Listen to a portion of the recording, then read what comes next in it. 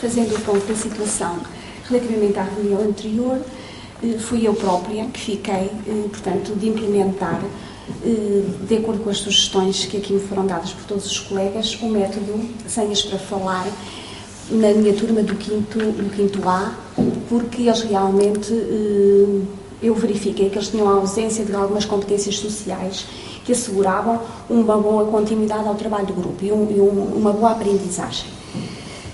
Eu queria então informar os colegas que, de acordo com o que combinámos, eu implementei o método já em 3 das minhas aulas. Na minha perspectiva, correu muito bem, os alunos aderiram facilmente, também não encontraram grandes dificuldades na sintaxe do próprio método, disseram que se sentiram que correu melhor, que se conseguiram ouvir uns aos outros e, portanto, que tinham aprendido com muito mais a própria ordem que foi estabelecida no trabalho, de acordo com o método, que contribuiu para que eles aprendessem melhor. Eu queria aqui aproveitar, então, este momento para agradecer aos colegas toda a colaboração que me prestaram neste problema, porque eu realmente sentia isto como um problema grande, que me via com alguma inquietude e que eu também não conseguia ultrapassar. E realmente as contribuições que aqui foram dadas ajudaram-me a resolvê-lo e ajudaram também a pensar que, no fundo, aqueles não são só o meu problema, não são os meus alunos, são os nossos problemas e são os nossos alunos que aqui nós tratamos. Também ainda queria aproveitar para fazer aqui uma confidência, que é a seguinte. Quando me convidaram para aderir a esta comunidade de aprendizagem, eu vou ser franca. Pensei bastante, porque eu tive alguma resistência em ter tomado esta atitude. Porque eu pensei que os colegas pudessem pensar que eu não era uma professora capaz de enfrentar os meus próprios problemas e resolver os meus problemas com os meus alunos. Hoje eu estou muito satisfeita. Realmente foi muito bom que eu tivesse tido coragem de ultrapassar todas estas inibições, porque na realidade eu sinto-me mais capaz, muito mais capaz de ensinar os meus alunos e de ir resolvendo os problemas com a vossa ajuda. Portanto, o que eu quero dizer é que eu acho que estou de parabéns porque consegui ultrapassar isso, mas estamos todos de parabéns porque vocês têm-me ajudado muito na resolução dos problemas. Bom, pronto, posto então isto e feito o ponto da situação em relação à reunião anterior, iríamos passar então ao segundo ponto da ordem de trabalhos. E, portanto, aquilo que ficou combinado na reunião anterior foi agora dedicar-nos a analisar o problema posto pela nossa colega Maria João, que é o problema de motivação que ela tem na sua turma do 8º C. Portanto, se bem estão lembrados, ela ficou de passar um questionário, mandou-nos os resultados da aplicação desse questionário e nós ficámos de olharmos para os dados que ela recolheu e ao mesmo tempo fazermos alguma pesquisa no sentido de encontrarmos algumas estratégias de motivação que lhe pudéssemos sugerir para ajudar a resolver esse problema.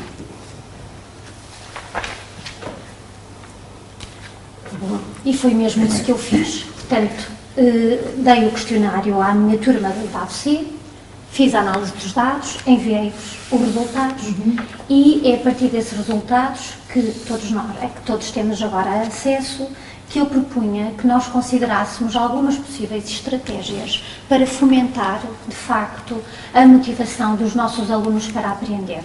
Eu também fiz algumas pesquisas e dessas pesquisas retirei algo que me parece que é muito importante, apesar de, à primeira vista, parecer elementar, mas, de facto, são condições básicas para que qualquer estratégia no âmbito da motivação possa funcionar. Dito de outro modo, pensar em estratégias de motivação sem considerarmos estes aspectos pode, à partida, pôr em causa o sucesso da mesma.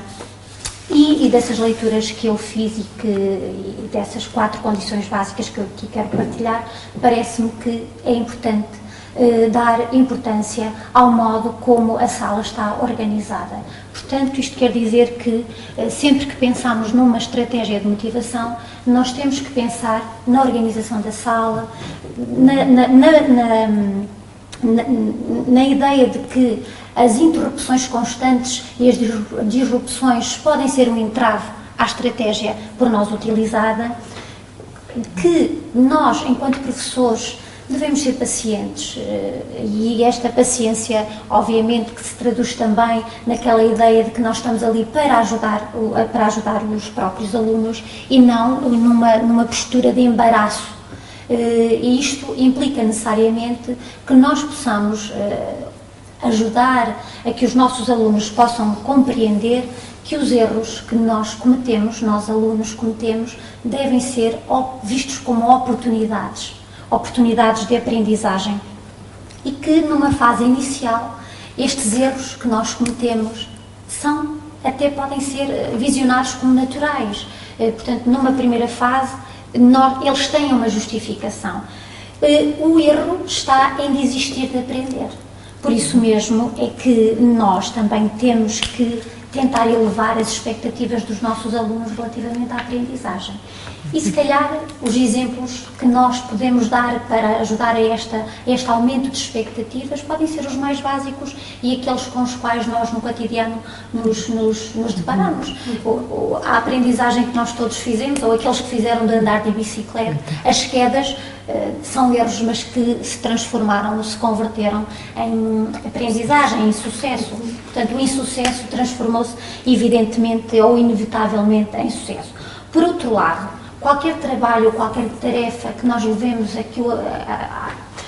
que os alunos tenham que desempenhar, eles têm que ser desafiadores. Mas este desafio que está incluso neste trabalho deve ter uma dimensão de razoabilidade. O que é que isto quer dizer? Que o trabalho a realizar não pode ser nem demasiado fácil, nem demasiado difícil, porque quando isto acontece, este trabalho passa a ser uma desmotivação para o próprio aluno, e a única preocupação quando isto acontece é em terminar a tarefa imediatamente, sem haver por parte deles qualquer esforço para aprender.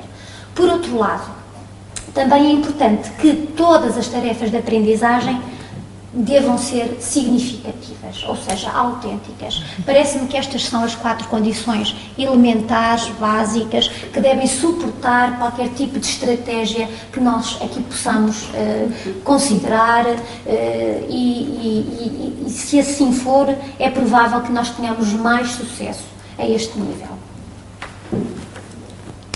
No decorrer também do trabalho da minha colega e depois também de alguma investigação que eu também realizei, constatei que logo que as condições que a minha colega mencionou estejam satisfeitas, nós temos que assegurar que o processo é realmente genuíno.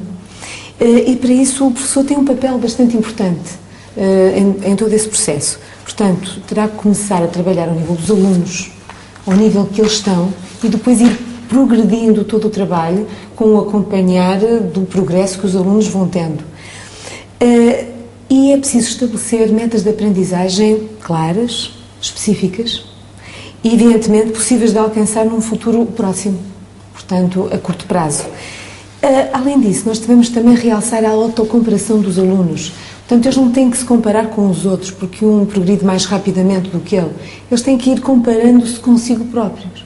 Portanto, nós devemos, se vemos um erro, se o aluno cometeu um erro, nós devemos dizer porque é que o fez, onde é que fez, o que é que ele pode fazer para alterar essa circunstância, dar-lhe um feedback positivo e sempre construtivo.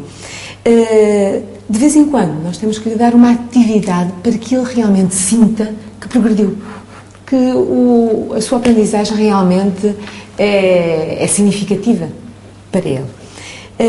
Claro que também temos que dizer que nem todos os alunos têm as mesmas aptidões escolares. Um aluno poderá ter uma aptidão especial para a matemática, mas provavelmente pode não ter para o português. Existirá outro que será em inglês muito bom e ter uma aptidão muito especial e ter que trabalhar mais ou ter que investir mais na matemática, por exemplo.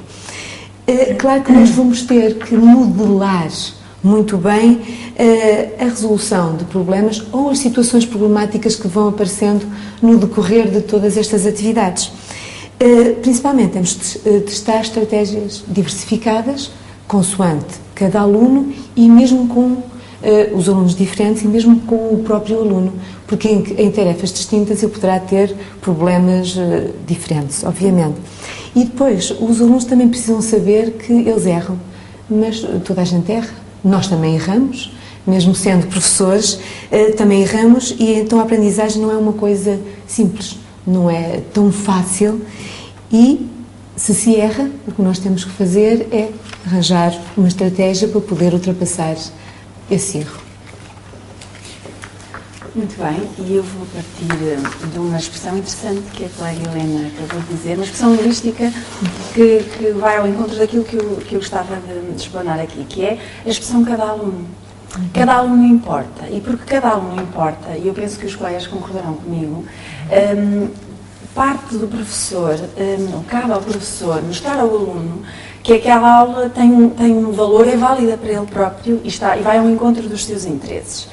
Ora, é precisamente neste sentido que, também da minha investigação, também das minhas pesquisas e da minha área, que é a didática das línguas, língua materna e língua segunda, que é o inglês, eu acho que há aqui uma questão importante de que tenho de falar, que é a motivação intrínseca. E essa motivação intrínseca pretende consubstanciar-se, penso eu, a 4 níveis. E eu chamarei estes níveis de uma espécie de estratégias que se recomendam, sejam postas em prática, e essas estratégias vão todas ao encontro daquilo que se pretende que o aluno veja e daquilo que se pretende que o aluno tire da aula. E então, a primeira dessas estratégias é a ligação da aula aos interesses de cada um. E de que maneira é que isso pode efetuar-se? Por exemplo, no meu caso, o aluno deve sentir que está a utilizar qualquer coisa ou está a aprender qualquer coisa que lhe seja útil na prática. E essa utilidade vem, por exemplo, de exercícios linguísticos baseados na frase. Nós utilizamos frases, textos. Ora, essas frases e esses textos podem muito bem partir de situações do cotidiano com as quais eles se identifiquem. Textos jornalísticos, frases que eles pudessem eventualmente proferir e, portanto, essa é um dos caminhos, talvez, ou passíveis de mostrar ao aluno que aquilo lhe diz alguma coisa. A segunda estratégia é o estímulo da curiosidade. Ora, eu acho que do ponto de vista linguístico e da didática das línguas, o aluno deve ter sempre a sensação de que vai aprender alguma coisa de novo e nunca deve saber o que é que vai tratar, do princípio ao fim naquela aula, apesar de ir tendo pistas.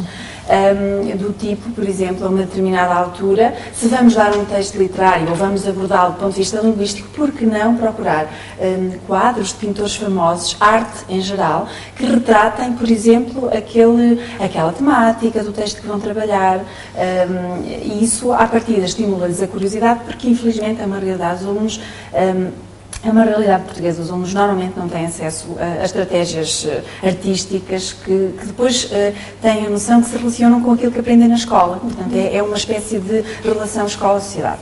A terceira recomendação tem a ver com tornar as tarefas de aprendizagem divertidas, sempre com o seu fundo de seriedade, e quero com isto falar em, sei lá, situações de diálogo, material autêntico, situações, por exemplo, de uma entrevista na rua, sendo que daí eles podem retirar material linguístico. A quarta e última estratégia de motivação intrínseca será esta dicotomia, este binómio familiaridade-novidade.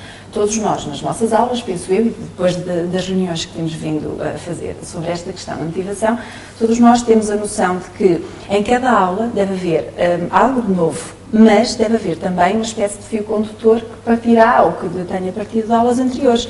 E estou a falar também, de um ponto de vista linguístico e didático, de questões, por exemplo, itens lexicais novos que se estejam a aprender naquela aula, mas cujo trabalho tenha vindo a ser ou tenha sido encetado em aulas anteriores. E também, por exemplo, questões temáticas, porque cada unidade didática tem o seu fio condutor, em termos temáticos também. E, portanto, o aluno tem de estar motivado intrinsecamente, que é disto que estou a falar, tem de estar motivado e tem de, cada aula, ser um exemplo de que ele está a fazer parte dessa aula e essa aula será útil para ele. Agora, acho que temos de pensar naquelas ocasiões em que a motivação intrínseca falha. É que nesses momentos o professor terá penso eu, de focar a sua atenção numa motivação extrínseca, como mostrando o valor instrumental das tarefas que propõe, dos conteúdos que desenvolve. E de que maneira é que o professor pode conseguir isso? Desde logo, penso que, mostrando a relação entre as tarefas e os conteúdos, fazendo a ligação para o futuro, pondo em evidência de que forma elas se podem relacionar com o futuro dos meninos, dos nossos alunos. Outras estratégias, sem enfraquecer a motivação intrínseca, claro, penso que devemos avançar com alguns incentivos, algumas recompensas pelas aprendizagens, seguindo a estratégia da autocomparação, portanto, recorrendo à comparação com níveis anteriores desse aluno. Além disso, acho que uma estratégia muito útil poderá ser a de apresentar problemas abertos. Ou seja, problemas que admitem várias hipóteses de solução. E ainda, como dizia a colega, propor-lhes tarefas que possam ser significativas para ele, muito próximas da sua realidade, tarefas autênticas, como costumamos chamar-lhes. Portanto, essas permitem uma envolvência maior do aluno com os conteúdos e as tarefas que nós lhes apresentamos na aula. Eu penso que deste modo nós podemos, de forma extrínseca, encorajar a motivação dos alunos para aprenderem os conteúdos que temos de lhes apresentar. Ora bem, penso que depois de dizer aos colegas e depois dos nossos alunos estarem motivados para a aprendizagem, o passo seguinte será então ajudá-los a envolver-se o mais possível nas tarefas. Isto é, que eles tenham uma persistência na tarefa, que não desistam facilmente da tarefa. E penso que nos cabe a nós, enquanto professores, ter à mão sempre uma série de estratégias que, de certa forma, os ajudem a persistir nessas tarefas. E então eu penso que há umas 4 ou 5 estratégias que nós podemos ter sempre à nossa mão, e uma delas passa exatamente pela variação das tarefas. Portanto, eu acho que é importante que aos alunos lhes sejam fornecidos diversificadas e diferentes tarefas. Por exemplo, pode ir desde a simples resolução de um problema, de um exercício, responderem a uma questão simples, uma resposta curta e, por que não, até uma pequena investigação, que implica já uma estratégia muito mais lineada e, portanto, um caminho que é preciso ser percorrido para chegar à solução. Ainda relacionada com a tarefa, parece-me que isso é um bocadinho de encontro ao que disse a Maria João. Nós devemos ter em conta que, ao propormos uma tarefa aos nossos alunos, essa tarefa deve sempre comportar um grau de dificuldade, portanto, apreciável. Ou seja, exatamente como disse a colega Maria João, ela não pode ser demasiadamente difícil, porque então o aluno acha que aquela questão não é para ele e rapidamente desiste, ou então nem pega. Por outro lado, se ela é demasiado acessível, então também acha que aquilo é muito básico e o professor deve estar a brincar, que aquilo não é para o nível dele. Portanto, temos que ter uma certa regra e temos que ver que, acima de tudo, a tarefa tem que estar de acordo com o nível de aprendizagem dos nossos alunos. Eu acho que parece-me também importante, e das pesquisas que estive a fazer, da pequena investigação que realizei, que é importante que nós não devemos dar uma grande ênfase à classificação final, portanto, à nota que vamos atribuir ao aluno. Se um aluno, de facto, obteve uma determinada classificação, eu penso que nós não devemos valorizar excessivamente essa classificação, porque então caímos no risco que o aluno fica agarrado à classificação e pode pensar que já não precisa trabalhar, ou porque teve uma excelente classificação e, portanto, já aprendeu tudo o que tinha a aprender, ou, por outro lado, teve uma classificação menos boa e, portanto, acha que não consegue atingir os objetivos. Acho que também é importante que o aluno, que nós incutamos no aluno a ideia de que o resultado final, portanto, o trabalho final deve ser um produto perfeito, completo. Ou seja, o aluno deve pensar que eu envolvi-me nesta tarefa e, portanto, eu tenho que apresentar um resultado o mais perfeito possível. Estou-me a lembrar, por exemplo, no âmbito da matemática, se eu propuser aos alunos que eles construam um sólido geométrico, é importante que o aluno passe por todo o processo da construção do sólido, que construa o sólido e que veja exatamente que características é que tem o sólido, e tudo o que é inerente a esse sólido e que faça até uma exposição para a turma toda, partilhando os resultados que obteve. E por último, todos nós também sabemos, já fomos alunos e tínhamos uma série de estratégias que nós usávamos para aprender determinadas matérias. Estou-me a lembrar, por exemplo, um exemplo muito básico, e eu, no âmbito do primeiro ciclo, quando estou a ensinar os meus alunos a tabuada, por exemplo, que eles acham sempre que tem que ser decorada, não. Basta que eles aprendam a tabuada do 2, do 3 e do 5 e todas as outras é só pensar. Por exemplo, a tabuada do 4 é o dobro da tabuada do 2, ponto final. A partida do 2 temos a do 4. A partida do 3 temos a do 6. A partida do 3 e do 4 temos a do 7. E, portanto, são pequenas mnemónicas que podemos usar e que os alunos facilmente conseguem aprender a matéria. Ora, eu como diretor do departamento e do agrupamento de escolas, o professor faz a diferença. Eu estou extremamente contente com o trabalho que aqui está a ser desenvolvido, não só para esta comunidade, mas também pelas outras. Verifico que fizeram e têm feito um trabalho excelente. E eu digo porquê. Nós tomamos como grande objetivo melhorar as aprendizagens dos alunos. E tenho vindo a verificar que essas aprendizagens têm vindo a melhorar de uma forma muito significativa. Eu tenho de dizer que estamos todos de parabéns, porque esse é o nosso grande objetivo. Eu até diria, e com muito agrado, que vocês, como professores, fazem a diferença. E eu tenho que, de facto, estar extremamente feliz com isso. Tenho que vos incentivar a continuar, e eu estarei aqui também que dar o meu contributo. Faço parte deste e todas as outras comunidades. E tenho aqui também de dar o meu contributo. Não conheço particularmente essa turma, mas conheço toda a escola e sei também do empenho que muitos professores têm para melhorar as aprendizagens dos seus alunos e o que é que estão a fazer. Temos efetivamente que continuar, eu digo temos, eu também estou envolvido, de continuarmos a ajudarmos uns aos outros, a partilhar estratégias, a apresentar as nossas dificuldades, não tendo receio de as apresentarmos e recebermos apoio dos colegas.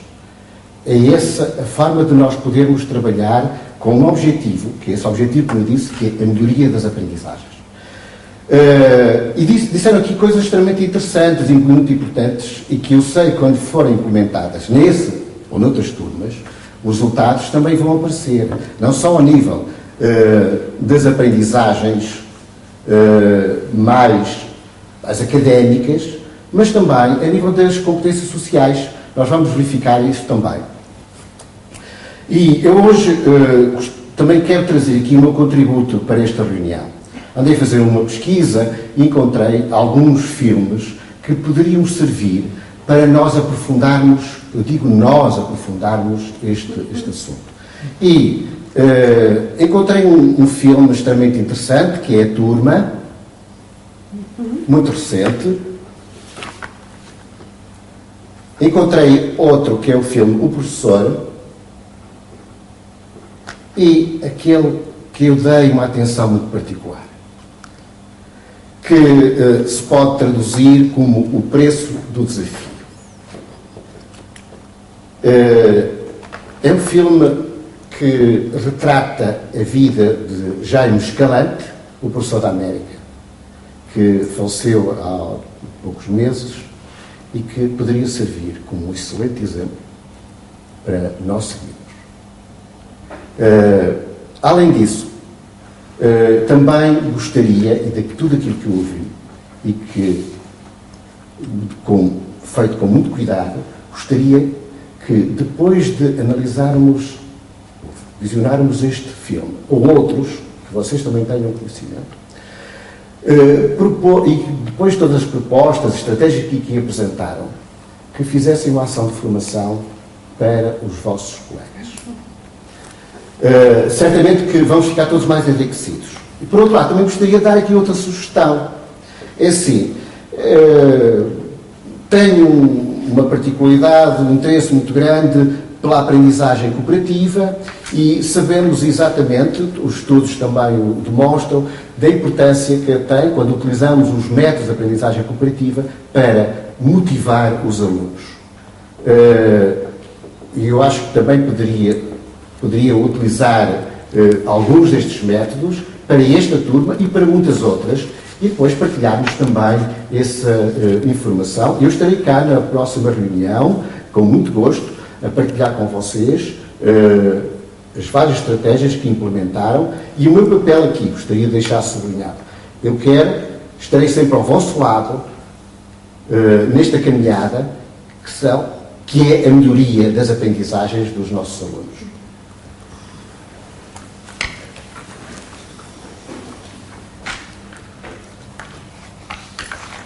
Bom, a mim resta-me agradecer o vosso trabalho, o vosso empenho e também dizer-vos que, de facto, por aquilo que nós fomos ouvindo das intervenções de cada um, que esta partilha só traz benefícios. Fomos-nos apercebendo que, à medida que cada um ia dando o seu contributo, que a complementariedade destes contributos, deste nosso trabalho, evidentemente consolidou e, à partida, permitirá que nós tenhamos efetivamente mais sucesso com o nosso trabalho docente e que realmente os nossos insucessos se possam traduzir em sucessos sustentados. Muito obrigada. Bom, e depois de ouvir este contributo de todos, me cabe o papel de fazer aqui a síntese das principais ideias, e elas são muitas. Vocês fizeram uma ótima investigação, no sentido de ajudarmos a colega a colega Maria João a resolver o problema dela, que é o problema de todos nós, não é? Que se tornou o problema de todos nós. Eu tirei aqui as principais ideias que eu considerei principais da reunião, também os colegas foram tirando algumas ideias. Eu depois irei mandar a síntese da reunião para cada um de vocês. E agora, cabe-me também dizer que considero que realmente a investigação que fizeram foi muito aprofundada. Portanto, o que falta agora talvez é realmente esta síntese para depois nos concentrarmos em alguma estratégia que esteja mais de acordo com os resultados da aplicação do questionário. E queria aqui dizer que, como a melhor ideia, a ideia que iríamos eleger aqui da reunião, que será a proposta do nosso diretor, até para premiar este grande elogio que ele nos deu, que não é que não tenha sido merecido, mas foi um grande elogio, e como tal, vamos aproveitar aqui o contributo dele. Penso que será um bom trabalho, entre agora a próxima reunião, todos visionarmos este filme e vermos até de que forma aquela investigação que realizamos se pode, com o contributo deste filme, para fazermos a opção então de qual é a estratégia, porque a nossa colega vai começar a tentar melhorar a motivação dos seus alunos.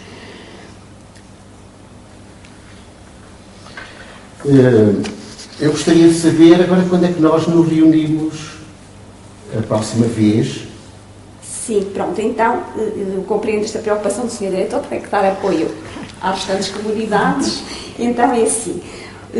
Nós então, estive aqui a ver no calendário, a próxima reunião ficará então no dia 27 de outubro, não é? Portanto na próxima semana, terá início às 16h30 na sala 13.